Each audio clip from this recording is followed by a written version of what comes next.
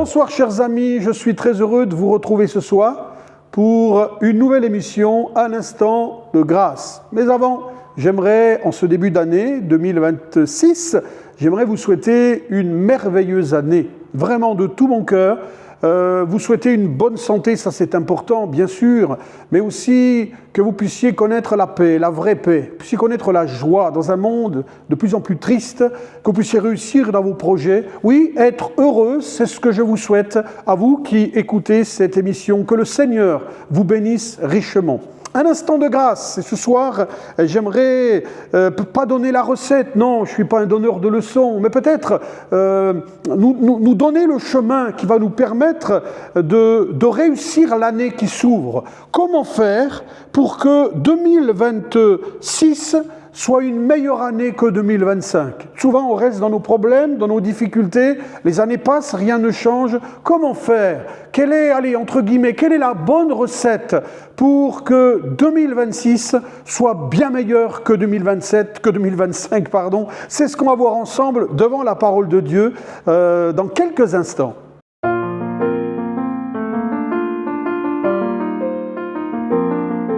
Quels sont les ingrédients pour réussir cette année 2026 dans laquelle nous sommes entrés maintenant depuis quelques jours? Lorsqu'une fin d'année arrive et qu'une autre commence, on a souvent l'habitude de faire un petit peu le bilan et beaucoup se disent, tiens, encore une année qui passe et je suis toujours dans mes problèmes. Ma maladie est toujours là, mes souffrances sont toujours là, mes problèmes de couple, de foyer sont toujours là.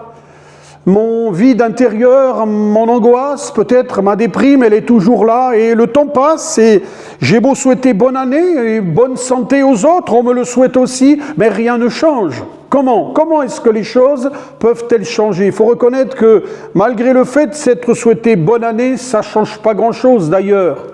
On a commencé une année 2026 avec un véritable drame. Quand je pense à tous ces gens qui... à minuit, comme le monde entier, s'est souhaité bonne année, bonne santé. Ils n'imaginaient pas que quelques minutes plus tard, ils allaient pour une plus de quarantaine mourir brûlés vifs dans un bar-restaurant en Suisse. C'est un véritable drame qui me fait énormément de peine et j'ai une pensée vraiment toute particulière pour toutes ces familles touchées par ce drame. Que le Seigneur leur apporte vraiment la consolation dont elles ont besoin dans ces moments tellement difficiles. Vous voyez, se souhaiter bonne année ne veut pas dire que c'est une formule magique et que j'aurai une bonne année. Je reste souvent avec mes problèmes, mes soucis, mais j'aimerais laisser sur votre cœur cette parole de Dieu. Je l'ai apportée à l'église il y a quelques jours. J'aimerais la laisser sur votre cœur. C'est dans la deuxième lettre de Paul aux Corinthiens, au chapitre 6, et il y a ce verset 2 où il est écrit... Car il est dit, au temps favorable, je t'ai exaucé, au jour du salut, je t'ai secouru. Voici maintenant le temps favorable, voici maintenant le jour du salut. Amen. Il est parlé de temps favorable, un temps favorable. Eh bien, moi, j'aimerais que pour chacun d'entre vous, cette année 2026 soit véritablement un temps favorable. Mais comment faire? Quel est l'ingrédient qui manque à ma vie pour que cette année soit une année différente des autres? Pour que je puisse sortir de mes problèmes, de mes soucis, de mes difficultés, peut-être même de ma maladie. Comment? J'ai passé, pour certains vont le dire, j'ai passé 2024 et mes problèmes sont restés. J'ai souhaité bonne année 2025, mes problèmes sont restés. Je viens de souhaiter une bonne année, on m'a souhaité tout autour de moi bonne année 2026 et mes problèmes sont toujours là. Expliquez-moi, pasteur. Oui, on pourrait parler comme cela. Mais il est parlé là d'un temps de grâce. Et ça m'a rappelé une histoire de la Bible, je ne vais pas la lire, mais vous la racontez en quelques minutes. Un homme qui était malade, plus particulièrement paralysé depuis 38 ans, 38 années. Il souffrait, il ne pouvait pas bouger. On l'a amené dans un endroit un petit peu particulier. Je ne veux pas m'arrêter sur cet endroit. C'est à Jérusalem et ça s'appelle la piscine de Bethesda, un endroit particulier au bord d'une piscine. Et là, il y avait une manifestation. Alors, on ne peut pas l'expliquer, il y en a qui l'expliquent, mais bon, on essaie d'expliquer l'inexplicable. Même Jésus n'en parle pas, voyez. Et il y a un ange qui descend et qui, avec son pied, bouge l'eau. Et il est dit que le premier qui plonge dans la piscine, quelle que soit sa maladie, il est guéri. Alors vous imaginez qu'autour de cette piscine, il y a un monde, il y a une foule immense. Et il y a cet homme qui, lui, est paralysé. Et je m'arrête sur cet endroit, parce que cet endroit, il est vraiment l'image de notre humanité. Pourquoi? Parce que dans cet endroit, il y a déjà de l'injustice. Oui, c'est injuste, car celui qui n'a qu'un bras paralysé, c'est plus facile pour lui de plonger dans la piscine que celui, comme cet homme, qui est entièrement paralysé. Il y a de l'inégalité, il y a de l'injustice, il y a de la frustration pour tous ceux qui plongent. Un seul est guéri, le premier, et les autres, ils sont tristes, il y a de la tristesse. De la frustration, je l'ai dit, il faut regagner le bord, retrouver de la place parce qu'il y a du monde. Il y a du désespoir pour celui comme cet homme qui n'a même pas le temps d'arriver au bord et qui voit déjà d'innombrables personnes qui ont plongé encore trop tard. Et puis il y a quand même une petite pointe d'espoir puisqu'il reste là. J'espère encore. Et pourtant les années passent. Alors il n'est pas là depuis 38 ans, mais peut-être depuis déjà 4 ans, 5 ans. Il attend le mouvement de l'eau, il guette. Et en espérant que, et peut-être, mais ça se faisait pas à cette époque, c'est pas grave, peut-être qu'on lui a souhaité une bonne année, et encore une bonne année. Et comme je vous l'ai dit tout à l'heure, dans sa vie, rien n'a changé. On a beau lui souhaiter bonne année, il en a vécu des fins d'année. Il en a vécu des jours de l'an, en se disant, encore une année passée, et toujours rien. Je suis toujours là, paralysé. Et là, je voudrais vous poser la question, et vous ? Parce que si cet endroit ressemble un peu à notre monde, un peu beaucoup à notre monde, où il y a beaucoup de malheureux, d'injustices, de misérables, il y a beaucoup de drames, on l'a dit il y a un instant, il y a beaucoup de gens qui souffrent, il y a beaucoup de désespoir, de gens désespérés, il y a vous, avec vos soucis, avec vos problèmes, et c'est peut-être quelqu'un qui écoute cette émission, et je voudrais vous poser cette question de tout mon cœur. Depuis combien de temps votre vie est-elle délabrée? Depuis combien de temps votre vie est vide? Depuis combien de temps votre vie est triste? Et comme cet homme, les années passent, on se souhaite à chaque fois, et encore il y a quelques jours, bonne année, mais rien n'y fait. On se souhaite bonne année, mais rien ne change. Alors, vous nous parlez, on a lu un temps de grâce, mais à quand ce temps de grâce? À quand la délivrance? Cet homme, à chaque fois qu'il fêtait une année, il devait se dire, peut-être l'année qui arrive, et lorsqu'elle se terminait, et non, 38 ans, et non, je suis toujours fatigué, malade et paralysé. Et peut-être que vous dites, j'ai beau souhaiter bonne année, mais rien ne change. Les années passent et les problèmes sont toujours là. Mais voyez-vous, mes amis, il est dit dans notre histoire que quelqu'un est venu dans cet endroit, c'est Jésus. Oui, je vais vous parler de Jésus. Jésus, il est dit qu'il est venu à Jérusalem. Mais en particulier, il est venu dans cet endroit. Vous voyez, il n'est pas venu chez les riches, il n'est pas venu chez le grand chef de la capitale, il n'est pas venu chez les grands chefs religieux, il aurait pu.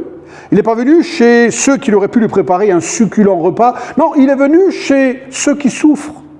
Il est venu chez les mal portants, il est venu chez les malheureux, il est venu chez les misérables. Il le dira lui-même, je ne suis pas venu pour les bien portants, je suis venu pour ceux qui souffrent. Il est venu là, dans cet endroit. Il est venu, il s'est approché de cet homme. Vous voyez, il est venu à Jérusalem, il est venu dans cet endroit de souffrance. On n'aime pas se retrouver avec ces gens-là, des paralysés, des gens aveugles, des lépreux. Non, on ne veut pas. Lui est venu, il s'est approché d'eux. Et ça m'a rappelé que Jésus est venu dans notre monde, sur cette terre. C'est ce que nous avons fêté il y a quelques semaines. C'est pas si loin, hein? Noël. Noël. Vous savez, on a donné 2 noms à Jésus. D'abord, on l'a dit, tu lui donneras le nom de Jésus, le Dieu sauveur. Il est venu pour sauver, je vous l'ai dit. Je suis venu chercher et sauver ceux qui étaient perdus. Et puis, tu lui donneras le nom, dit la Bible, d'Emmanuel. Emmanuel veut dire Dieu avec nous. Noël, c'est la plus belle chose qui pouvait arriver à l'humanité. Dans son amour, Dieu nous a donné Jésus. Jésus est venu d'abord dans notre monde, et c'est ça Noël, Dieu avec nous.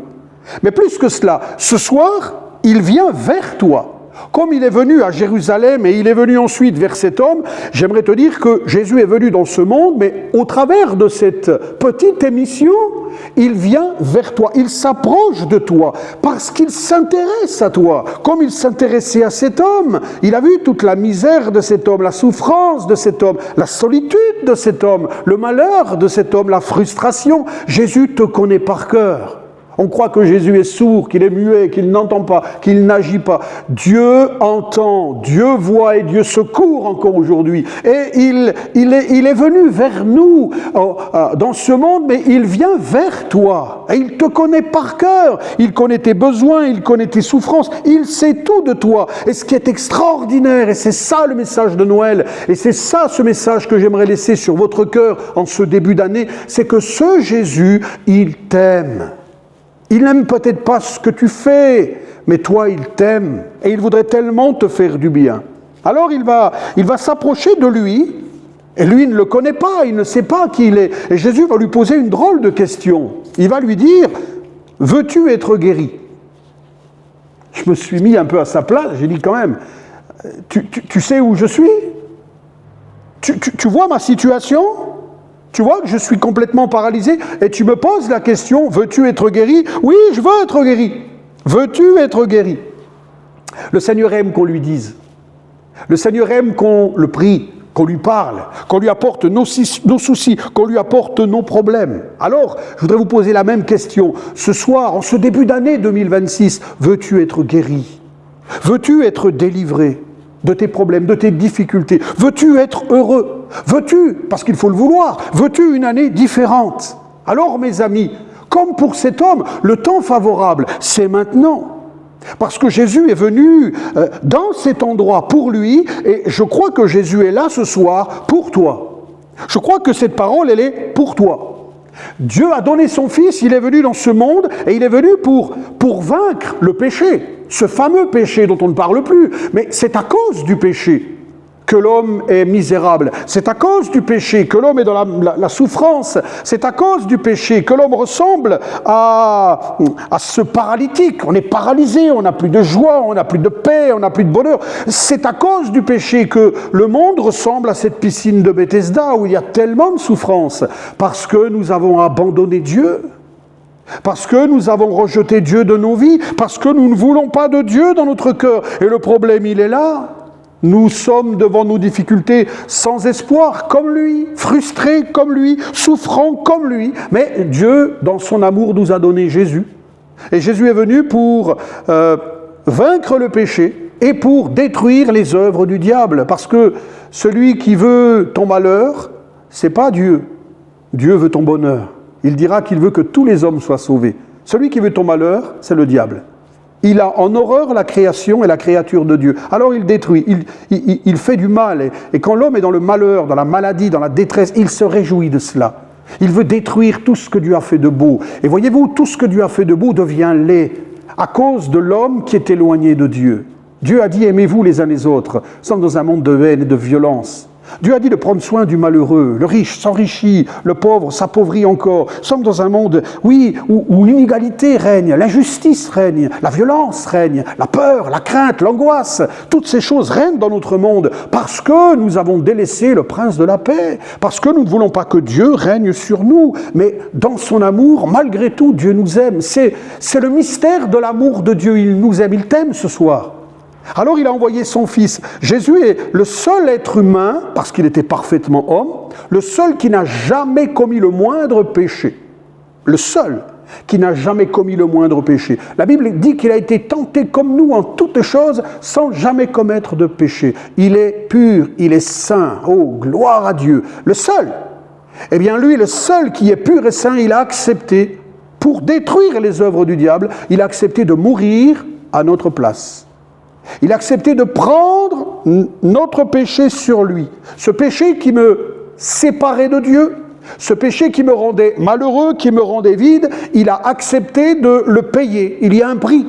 Le salaire du péché, c'est la mort. Être séparé de Dieu pour l'éternité. Jésus a décidé, a accepté de payer le prix à votre place, à ma place. Il est mort pour chacun d'entre nous. C'est ce qu'il est venu faire sur la terre. Alors il a fait des prodiges et des miracles. Et on le voit dans ce récit, on va terminer avec cela. Il a relevé cet homme, il a calmé des tempêtes, il a nourri des milliers d'hommes avec quelques pains, quelques poissons. Il a fait d'innombrables prodiges et il les fait encore aujourd'hui. Parce que la Bible dit que Jésus-Christ est le même hier, aujourd'hui et éternellement.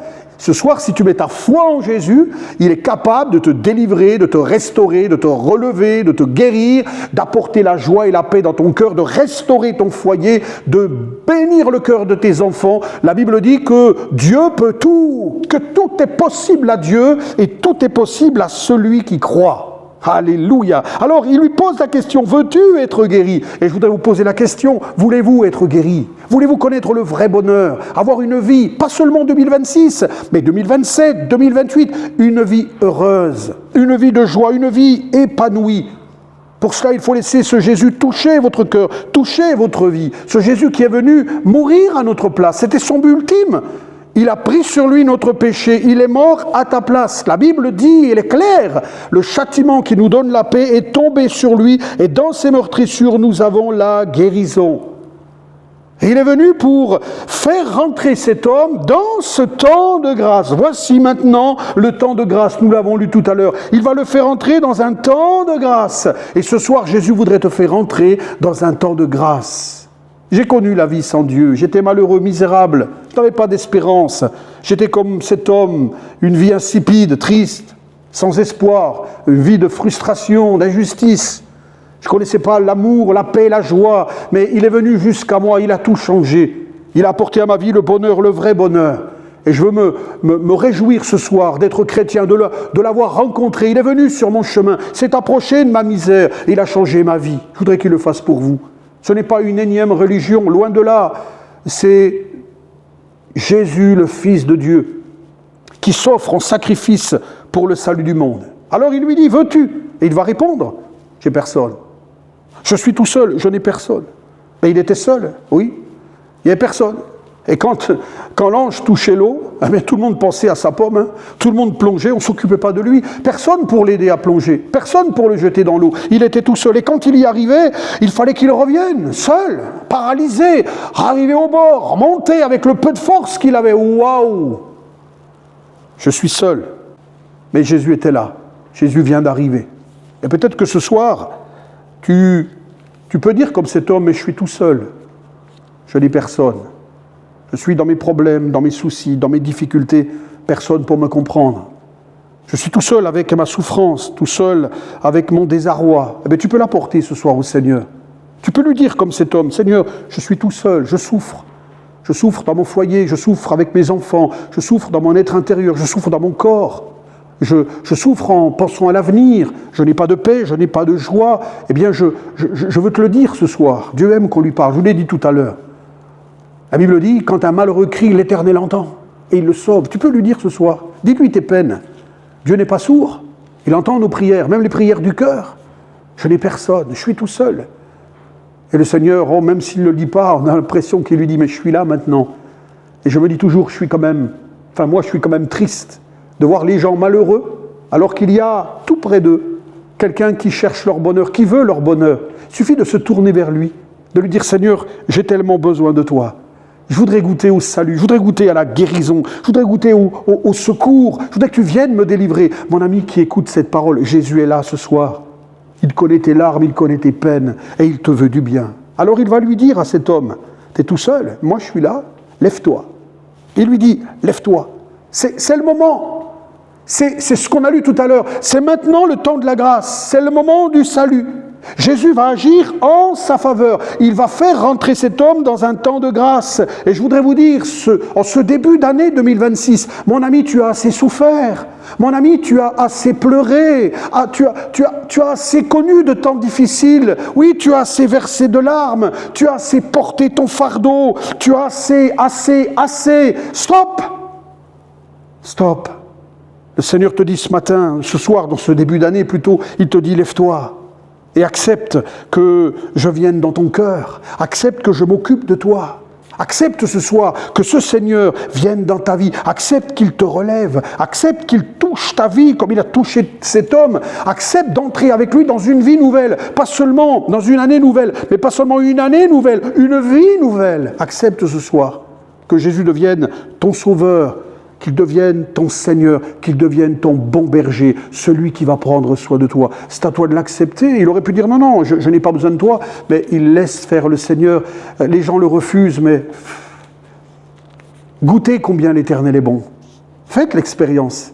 Et vous allez voir que ce qui manque à l'être humain et ce qu'il vous manque, eh bien c'est Jésus. L'ingrédient qui nous permet de réussir notre vie 2026, notre année 2026, c'est Jésus. C'est lui dont l'homme a besoin. Le temps favorable pour cet homme, c'est lorsque Jésus est venu dans ce lieu. Et le temps du salut, c'est quand il s'est approché de lui. Il l'a guéri et il a touché son âme. D'ailleurs, vous le lirez dans la parole de Dieu. Mais on va le retrouver dans le temple. Son cœur a été touché par le Seigneur. Mes amis, je termine. Jésus est venu sur la terre des hommes pour sauver. Il est venu pour cela. Il le dira lui-même, et je l'ai cité tout à l'heure. Je suis venu chercher et sauver ceux qui étaient perdus. Et il y a pour toi le temps de la grâce. Je crois que c'est maintenant.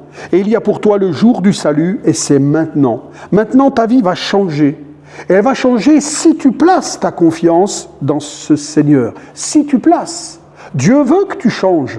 Dieu veut que les hommes changent. Et je prie pour que cette année 2026 soit pour vous une année merveilleuse. Mais elle le sera que si vous acceptez que Jésus devienne votre sauveur. C'est pour ça que Jésus lui-même a dit « Dieu a tant aimé le monde qu'il a donné son Fils unique, afin que ceux qui croient ne meurent point, mais qu'ils aient la vie éternelle. » Ceux qui croient.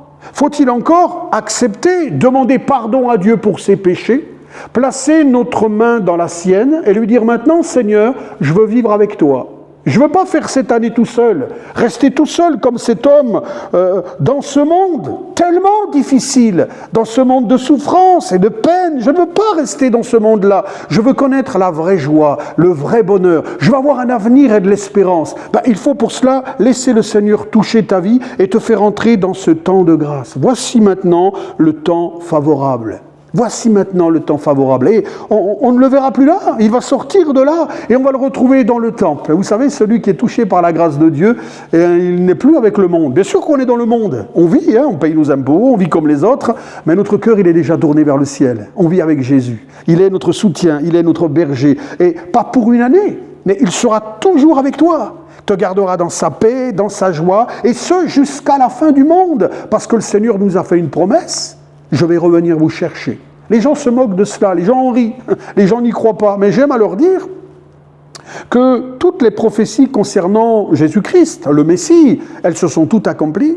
Toutes. Sa venue, sa vie sans péché, les miracles qu'il a fait. Vous verrez les miracles qu'il a fait, les miracles qu'il fait encore aujourd'hui, sa mort sur la croix, sa résurrection, son retour dans le ciel. Eh bien, il est dit aussi, et c'est une prophétie qui n'est pas encore accomplie, mais qui va s'accomplir. Il va revenir chercher ceux qui lui appartiennent. Il y aura cet homme, parce qu'il lui dit « lève-toi » et que vous le croyez ou non, cet homme va se lever entièrement guéri. Et moi, je crois que Jésus guérit les malades. Je crois que Jésus sauve les âmes. Je crois que Jésus libère les cœurs et qu'il veut le faire pour toi parce qu'il t'aime. Mais il le fera en réponse à ta foi. Il faut que tu places ta confiance en ce Dieu d'amour, que tu donnes ton cœur à Jésus. Oui, que tu lui dises, Seigneur, je suis tout seul, je suis un pécheur malheureux, mais je te donne ma vie. Alors il va venir dans ton cœur, il va tout changer. Et tu auras une année 2026, oui, avec des problèmes. Avec des soucis, on en a, avec des difficultés, avec des deuils même, avec des maladies. Mais quelqu'un sera avec toi, tu ne seras plus tout seul. Non, jamais tout seul. Le Seigneur a dit, voici, je suis avec vous tous les jours jusqu'à la fin du monde. Jésus sera avec toi. Il te gardera, il prendra soin de toi. Il te tiendra par la main comme un papa tient son fils par la main. Et il te conduira, il conduit tous les chrétiens jusque dans la vie éternelle. C'est ce que je vous souhaite dans cette année 2026. Bien sûr, une bonne santé, bien sûr, de réussir dans vos projets, bien sûr, d'être prospère en toutes choses. Je vous le souhaite, mais la plus belle des choses que je vous souhaite, c'est de laisser Jésus entrer dans votre cœur. Voyez, cet homme, il était dans un endroit de souffrance, de peine, de détresse. Il a laissé Jésus s'approcher de lui. Il a cru à la parole du Seigneur. Il a été guéri instantanément. Et puis il est sorti de cet endroit. Fini cet endroit de souffrance. Le monde souffre. On commence l'année avec un véritable drame. Et je me disais, tous ces gens en souffrance, parlez-leur d'une bonne année 2026. Parlez-leur d'une bonne année 2026. Quelques minutes après qu'elle ait commencé, ils ont perdu un être cher. Le monde va à sa perte, le monde s'enfonce dans la violence, dans la haine, dans la détresse de plus en plus. De jeunes sont détruits. Il est sorti de là et on l'a retrouvé dans le temple. Les chrétiens, on les retrouve à l'église, ils aiment le Seigneur, ils le servent, ils ont la paix de Dieu, ils ont la joie de Dieu, ils ont l'espérance que Dieu leur donne, et puis ils savent qu'un jour, ils seront pour l'éternité avec le Seigneur. Mon ami, ne crois pas que c'est des plaisanteries, c'est la vérité. La religion trompe les hommes, la religion égare les hommes. Jésus, lui, a dit, moi, Jésus, je suis le chemin, la vérité, la vie. Nul ne vient au Père que par moi. Alors, si tu veux réussir cette année, eh bien, laisse Jésus venir dans ton cœur. C'est l'ingrédient qui manque à l'être humain, c'est l'ingrédient qui manque à notre monde, c'est celui qui te manque ce soir, Jésus-Christ, le Fils de Dieu. Qu'il puisse vraiment entrer dans ta vie et que tu puisses entrer dans cet instant, eh bien, de grâce. Ouais, c'est le titre de l'émission. Que ce moment de grâce soit dans ta vie quelque chose que tu vas vivre, que tu vas expérimenter. Que le Seigneur te bénisse. Voilà, je veux croire que c'est le moment favorable. C'était pour lui le moment favorable, parce que Jésus s'est approché de lui, et je veux croire que ce soir, c'est pour quelqu'un, pour vous mon ami, le moment favorable, même si nous sommes séparés par une caméra, par un écran. Je veux croire que le Seigneur est là, et que si vous lui ouvrez votre cœur, eh bien, il va vous faire vivre et vous faire entrer dans ce moment favorable, ou comme je l'ai dit il y a un instant, dans ce temps de grâce. J'aimerais que ce soit pour vous, non pas un instant de grâce, une année de grâce, et je vous le souhaite de tout mon cœur. Je vous invite à nous retrouver dans notre église, au 77 boulevard de Pont-de-Vivot, dans le 10e arrondissement de Marseille, 77 boulevard de Pont-de-Vivot. On se retrouve ici tous les dimanches, le matin pour notre culte à 9h30, l'après-midi pour une réunion comme celle-ci, où on explique ce qu'est l'évangile, la bonne nouvelle de Jésus, le dimanche après-midi à 15h30, également le mardi soir à 19h.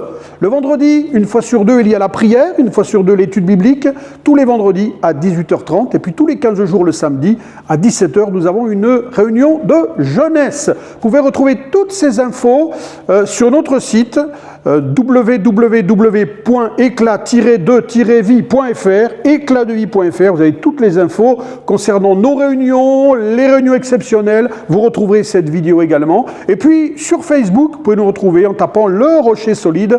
Et également tous les jours, vous trouverez une petite exhortation, un verset de la Bible illustré, et puis un petit message qui encourage, qui instruit, qui réconforte, qui renouvelle pour commencer la journée. Et ça fait du bien.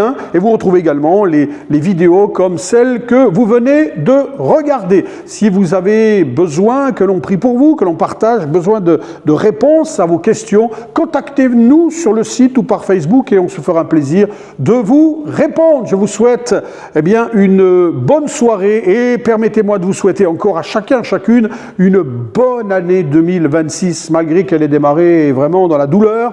Un monde en souffrance, je vous souhaite moi de connaître la joie, la paix, le bonheur, et cela en Jésus, car c'est lui que Dieu nous a donné pour connaître le vrai bonheur. Que le Seigneur vous bénisse, à très bientôt de se retrouver pour vivre un autre moment, un autre instant de grâce.